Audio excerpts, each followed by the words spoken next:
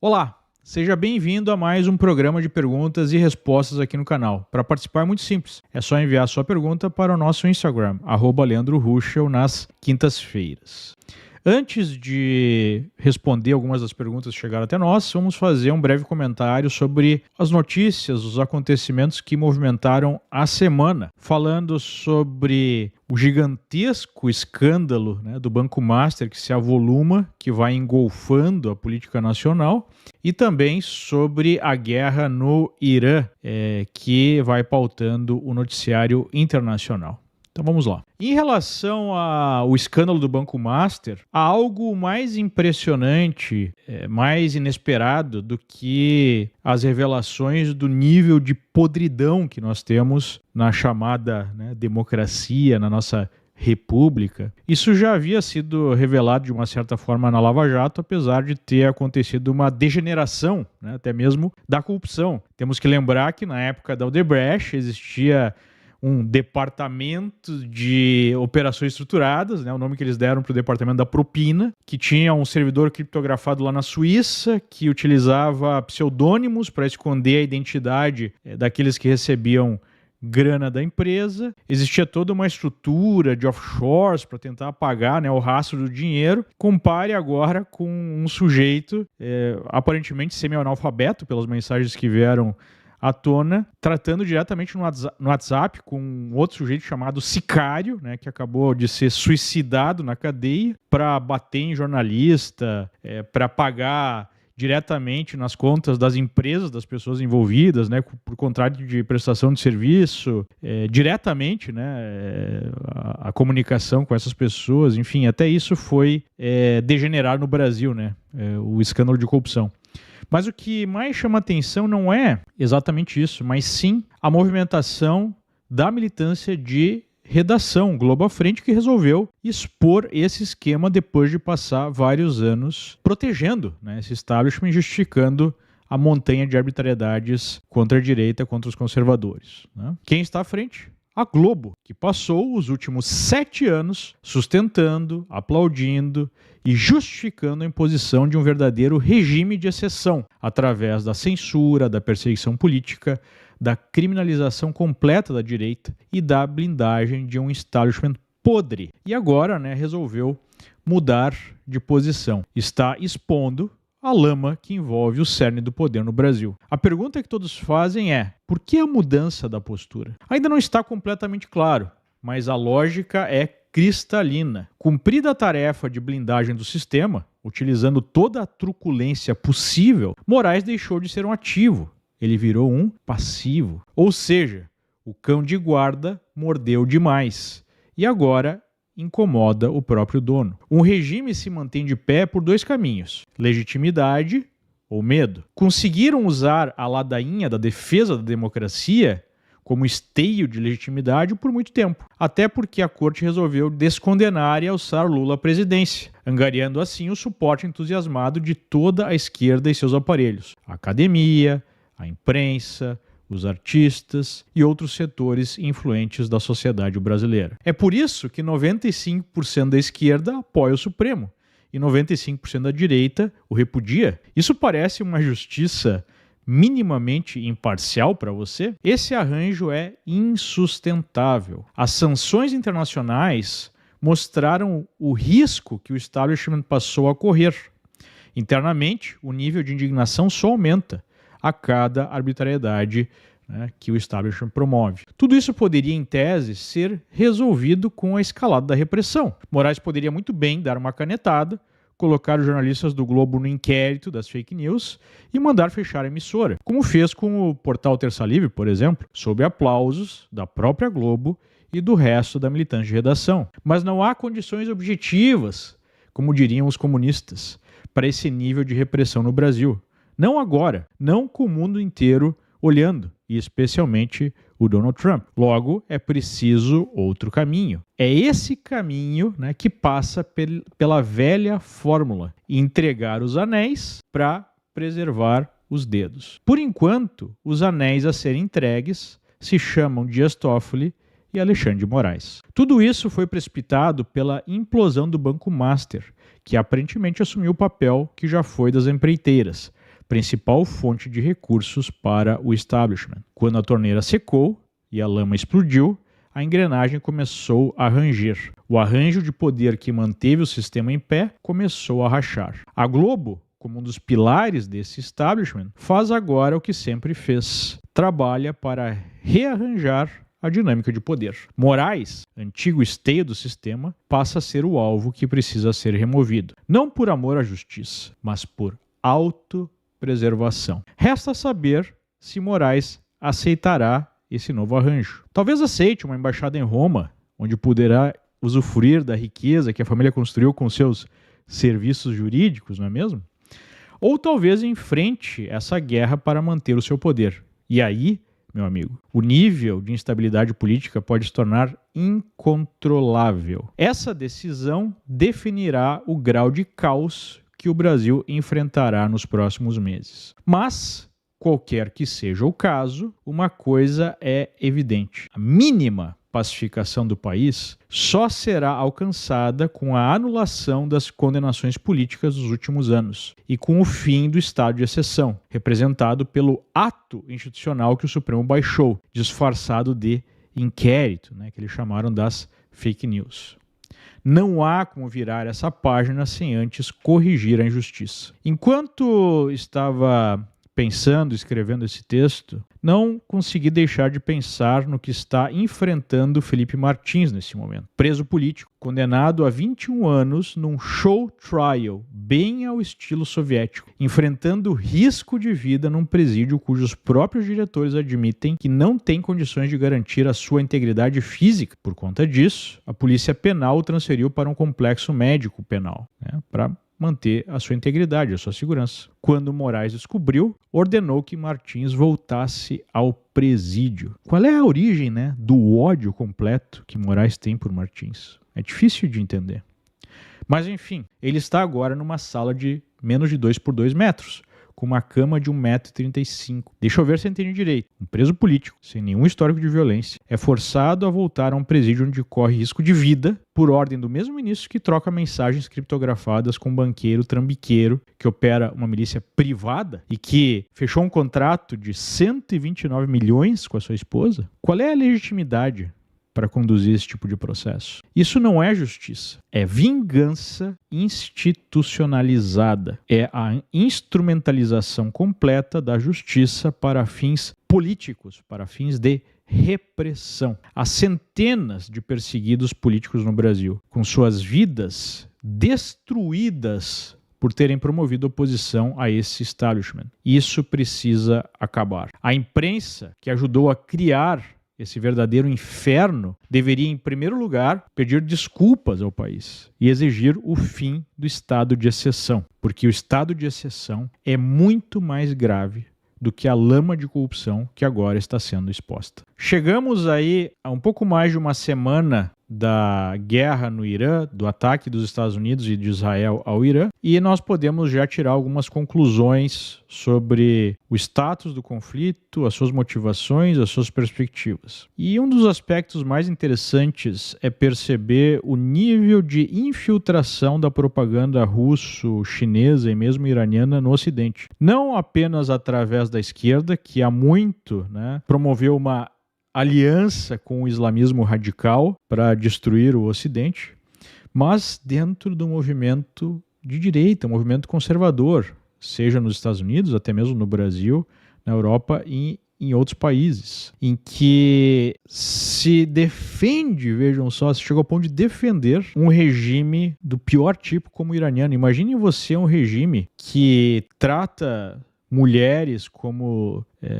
subhumanos, que simplesmente elimina em massa qualquer oposição, em que você não tem os mínimos direitos fundamentais. O que pensar de um regime que assassina a sangue frio 40 mil cidadãos que se manifestam contra ele na questão de poucos dias? Mas enfim, há quem defenda isso em nome de um chamado mundo multipolar, que é uma criação, né, dos russos. Eles têm utilizado o Alexander Dugin como uma espécie de ideólogo que defende esse mundo, suposto mundo multipolar, que na verdade é uma enganação, né? O que eles querem é um mundo sob o seu domínio. E eles utilizam essa ferramenta, utilizam até mesmo o próprio vírus que a esquerda criou dentro do Ocidente. Muita gente chama, né, de movimento woke, nós podemos chamar de pós-modernismo, tem vários nomes que nós podemos dar para a guerra cultural que a esquerda promove contra as bases da sociedade ocidental. Eles utilizam, né, esse fundo de verdade, de realidade, para tratar o Ocidente, o próprio projeto ocidental, que trouxe o maior nível de liberdade, de prosperidade, de direitos fundamentais para as pessoas na história humana, para tratar todo esse projeto como um projeto falho, um projeto que tem que ser destruído, né? Um projeto que seria, então, negativo integralmente. Essa é a lógica por trás disso. Ou, em outras palavras, eles querem jogar a água, né, da banheira com o bebê dentro. E muita gente, infelizmente, cai nessa conversa, até com boas intenções, mas cai. E há muitas pessoas que estão recebendo dinheiro ou outros benefícios por conta disso. Então, esse é um aspecto que chama a minha atenção, né?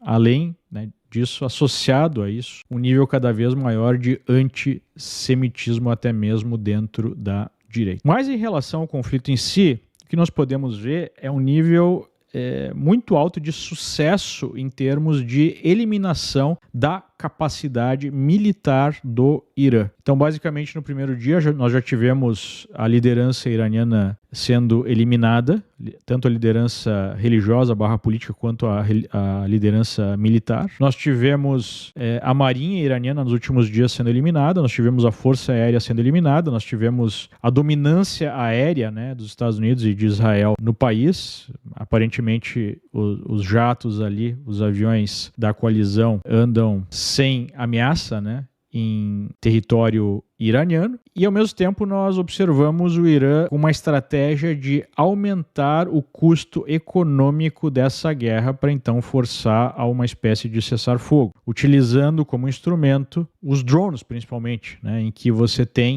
drones que custam 20 a 30 mil dólares sendo abatidos por defesa antiaérea desses países, que basicamente é a defesa antiaérea promovida, oferecida, vendida pelos Estados Unidos, em que cada míssil custa 1, 2, 3 milhões de dólares e há uma limitação em termos de baterias antiaéreas que esses países têm à disposição. Em outras palavras, né, a estratégia iraniana parece ser exaurir essas defesas, ao mesmo tempo que busca impedir o trânsito de petróleo, de gás natural, de energia pelo Estreito de Hormuz, onde passa 20% da produção global, o que gera o aumento do preço do petróleo e coloca os estados ali, né, produtores de petróleo e gás natural, sob pressão econômica.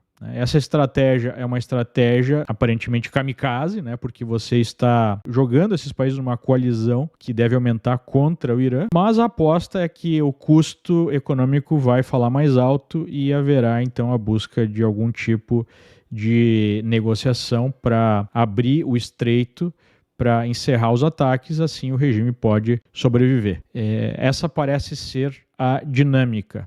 Em termos militares, um sucesso absoluto até aqui. E em termos econômicos, há a possibilidade de extensão desse conflito que pode gerar pressão política, pressão econômica nesses países. Essa parece ser a dinâmica. Agora, você tem que entender o seguinte: o objetivo do ataque ao Irã parece ser muito claro. Número 1, impedir que o Irã chegue num ponto de não retorno, seja através da sua capacidade de produzir mísseis e até mesmo produzir uma arma nuclear, mesmo que seja uma ou duas de menor potência. E objetivo número 2, impedir que o Irã, com uma capacidade militar maior, seja a ponta de lança para a coalizão que forma essa Segunda Guerra Fria, que é entre China e Estados Unidos, e nós temos uma coalizão Rússia, Irã, China e alguns outros estados satélites contra, especialmente os Estados Unidos, numa coalizão mais fragmentada, né? Porque a gente está vendo uma fragmentação da OTAN. Né? A Europa, até mesmo pela postura diante dessa ameaça iraniana, ficou claro, né, que não tem mais o mesmo nível de proximidade com os Estados Unidos. Isso já tinha ficado claro desde o começo da administração Trump, né? Desde aquele discurso do J.D. Vance lá em Munique no ano passado sobre a diferença de valores entre os Estados Unidos e a Europa que vem aumentando. E isso gera uma diferença de postura e pode diminuir, né, essa aliança, a capacidade e a força dessa aliança. Então, qual é o objetivo de Trump? Qual é o objetivo dos Estados Unidos, principalmente? É negar à China acesso a esses países satélites, como o próprio Irã e como a Venezuela. Venezuela foi um caso mais simples, porque você não tem quase meio século de uma revolução ancorada numa religião, onde você une, ou direciona, melhor colocando, esse extremismo islâmico ao anti-americanismo visceral do regime. Na Venezuela não era algo tão profundo assim, e se pôde fazer um arranjo mantendo a casca do regime, mas alinhando esse regime aos Estados Unidos, ou pelo menos afastando esse regime da China. A mesma coisa está acontecendo agora com Cuba. Então me parece ser a mesma estratégia. Inclusive, né, nesse final de semana, Trump estava reunido aqui em Miami com vários presidentes sul-americanos para fortalecer essa coalizão, né, a favor dos Estados Unidos na América Latina. Obviamente que o descondenado Lula não estava aqui, porque o Lula é alguém que pessoalmente, que ideologicamente quer alinhar o Brasil ao eixo China, Rússia, Irã, o que é basicamente um erro crasso do ponto de vista dos interesses do Brasil, mas é assim que a esquerda opera, né? Então o Brasil tem uma oportunidade única nas mãos. Mas com o Irã perdendo a capacidade militar e deixando de exportar petróleo para a China, isso gera um gigantesco problema para a China. E aí a China se vê agora numa situação bastante complexa. Essa situação pode gerar algo que tem pouca gente falando, porque as forças militares americanas estão concentradas agora no Oriente Médio tratando com a questão iraniana. Isso diminui a capacidade militar dos Estados Unidos reagir, por exemplo, a uma invasão a Taiwan, o que seria algo muito mais grave do ponto de vista geopolítico, do ponto de vista econômico, do que esse conflito com o Irã. E é isso que a gente tem que prestar atenção no momento. A China está estranhamente quieta, está em silêncio no radar. Fez aí uma declaração contra a invasão do Irã, mas não foi muito além disso. E faz pelo menos 10 dias que não há mais incursões da Força Aérea Chinesa, da Marinha Chinesa, ao estreito ali entre, né, a China continental e Taiwan, algo que acontece diariamente há vários anos e que tem ficado cada vez mais agressivo. Então ali tem um ponto de atenção que gera, né, um risco gigantesco para o mundo. Mas, por outro lado, a China hoje militarmente está acéfala em termos de comando militar, porque o último comandante militar que sentava na comissão com Xi Jinping, que controla, né, as forças armadas chinesas, foi expurgado pelo partido, pelo próprio Xi. Está sendo investigado por corrupção e Xi, basicamente, hoje é o único membro dessa comissão militar, né? E outros generais experientes tinham sofrido o mesmo destino. Então, o que nós estamos vendo não é a Terceira Guerra Mundial começando, é a Guerra Fria 2.0 se aprofundando. É algo muito diferente. São conflitos que acontecem, né, em regiões, como hoje nós temos a Ucrânia, que é uma outra faceta dessa Guerra Fria 2.0. Hoje acontece no Irã e pode acontecer em outros teatros. O que vai acontecer daqui para frente depende muito do quanto o Irã, mesmo decrépito, conseguirá manter essa campanha contra outros estados árabes e conseguirá manter fechado o Estreito de Hormuz. Se esse fechamento continuar por mais tempo, o petróleo vai ficar caro por mais tempo, a energia vai ficar cara, nós podemos ter uma crise econômica sendo desencadeada. Para os Estados Unidos isso é ruim, mas para a China é pior, né? Na época, por exemplo, do choque do petróleo, na década de 70, os Estados Unidos era completamente dependente do petróleo do Oriente Médio. Hoje, os Estados Unidos é exportador de petróleo, mas mesmo assim vai machucar e pode inclusive ser negativo para o Trump nas midterms, nas eleições. Mas se os Estados Unidos conseguirem reabrir o estreito e conseguirem de fato anular ou diminuir muito essa capacidade iraniana, aí nós podemos ter uma vitória acachapante de Trump, mais uma, né, no teatro internacional. Internamente no Irã, há a possibilidade de uma espécie de guerra civil. É menos provável que nós tenhamos o arranjo tipo venezuelano, porque é difícil imaginar que algum integrante do regime iraniano vá fazer um negócio com o Trump, mas há sim a possibilidade de uma guerra civil, de uma divisão do poder, o que já seria positivo para o Ocidente, para os Estados Unidos, né? Os curdos já estão atacando posições lá no oeste do Irã, né? Por exemplo. Então vai depender muito de como as coisas evoluírem. Por enquanto nós não observamos no Irã aquela manifestação em massa com busca de derrubar o regime, né? Depois de 40 mil manifestantes mortos, é de se entender que as pessoas estão com medo de ir para as ruas e de se manifestar, não é mesmo? Mas uma coisa é certa, né? Dificilmente o Irã vai conseguir oferecer nos próximos vários anos alguma ameaça militar maior ao Ocidente. Ficou muito distante, né, da sua capacidade nuclear, a almejada capacidade nuclear. No momento, é isso.